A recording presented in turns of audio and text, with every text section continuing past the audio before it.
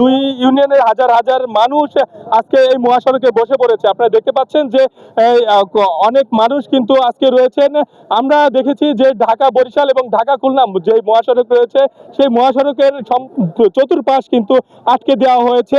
আর এই আটকে দেওয়ার কারণে কিন্তু এই ঢাকা বরিশাল এবং ঢাকা খুলনা মহাসড়কের প্রবেশদ্বার হিসাবে এই এক্সপ্রেসওয়ে আটকে যাওয়ার ফলে 21 জেলার যান চলাচল সেগুলো কিন্তু বন্ধ হয়ে গিয়েছে। আর এই বন্ধ হয়ে যাওয়ার কারণে কয়েক কিলোমিটার এলাকা জুড়ে এই যানজটের সৃষ্টি হয়েছে, দুর্ভোগ পোহাতে হচ্ছে সাধারণ মানুষের।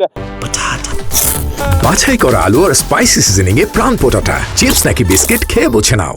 আমরা দেখতে পাচ্ছি যে এখানে গাছের গুড়ি ফেলে এখানে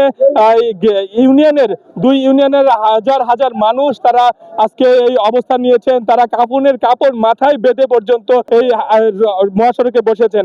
আমরা কথা বলতে চাই আজকে যারা আন্দোলন করছে তাদের সঙ্গে, ভাই কি কারণে আপনারা এই আন্দোলন করছেন? একটি দাবি আমাদের এই আন্দোলন, সেটা হলো আলগি এবং হামিরদি ভাঙ্গা ইউনিয়ন, ভাঙ্গা উপজেলার এই দুইটি ইউনিয়ন কেটে নগরকান্দার ভিতরে নেওয়া হয়েছে ফরিদপুর 2-এ। আমরা আশা করব আমাদের এই আন্দোলনের মাধ্যমে আপনারা সকলে আমাদের এই নিউজটা পৌঁছাই দিবেন যে আমরা ভাঙার মানুষ, আমরা কোনো কিছু চাই না, চাই শুধু ভাঙাকে অখণ্ড রাখতে, ঐতিহ্যবাহী ভাঙাকে ধরে রাখতে।